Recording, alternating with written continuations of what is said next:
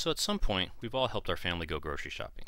And, the drill is usually the same. Got some grocery lists, we go shopping for items, we throw them into our grocery cart, we go to the checkout counter and pay for it, it all gets bagged up.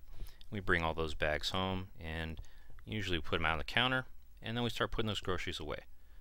There's usually a process to it. First of which is, of course, we can't really put anything away until we take them out of the bags. So our process of taking things out of the grocery bag usually gets us started. Now you'll notice here, there is one slightly odd thing about our groceries here. In this first bag we had X brand deodorant, Y brand cat food, and I don't know, Z brand people food. And in the second bag were the exact same items. X brand deodorant, Y brand cat food, Z brand people food. And same thing in the third bag. So in this particular instance, all the bags were identical. Not just the look of the outside, but actually what was contained inside. Now, we've got everything out of the grocery bags, but then, would we go and put the X brand deodorant in the refrigerator with the Z brand people food? No.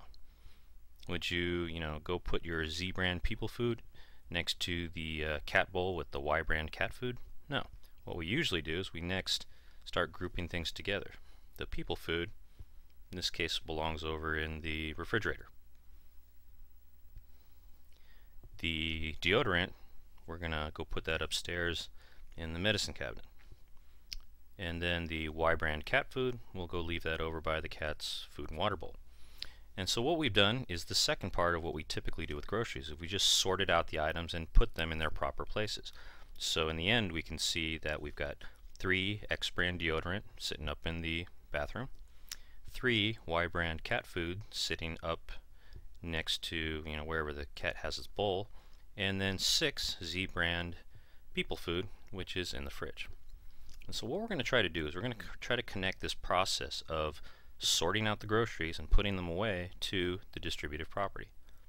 So let's take a look. Here's our 3 bags again. I've put all the groceries back in, and we've got our bags. And what I could do is I could, if I wanted to start translating this into an equation, is think of it this way. One bag with all those items plus an exact identical bag with all the same items plus a third bag. Now, what I could do to save myself a little bit of drawing is instead of drawing all this out, I could think about it like this.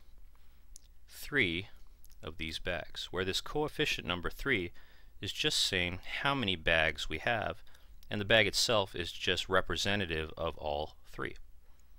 Now, let's take this a step further. Let's take that and think about what's in the bag. The bag is nothing more than a container that's holding all these items. Well, when it comes to mathematics, instead of a bag, what we use to show that container is parentheses. So this is the same thing as our picture, except we've written it out mathematically. The coefficient of 3 in the front is just telling me how many of this grocery bag I have. And inside that grocery bag is, again, X brand deodorant, Y brand cat food, and 2 Z brand people food. But there's 3 of them. So imagine 3 bags, just like we had in the beginning, all filled with this, except the parentheses represent our bag. Now, if I were to do like we just did in the first slide, and we were to take things out of the bag, here's what we'd end up with. 3 bags, each containing 1 X brand deodorant. So if I took everything out, I get 3 X brand deodorants. Same thing with the cat food. 1 Y brand cat food, each in 3 different bags. If I take them all out, I have 3 Y brand cat foods. And then the people food. In each bag there are 2, but there are 3 bags. Throw 3 bags with 2 each is 6 Z brand people food. And so this is the idea of the distributive property and how we're just connecting it to things like grocery bags. And if we go back to our original picture, we can see how that matches up. If I get rid of my bags and I look at my equation that I ended up with and I look at the original picture, I can see how everything matches up. 6 Z's, 3 X's, and 3 Y.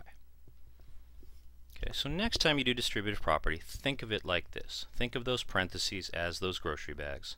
think of those variables and numbers as items, and it's all about just one, first, taking things out of the grocery bags, taking things out of parentheses, and then two, carefully counting up all the items and grouping them together.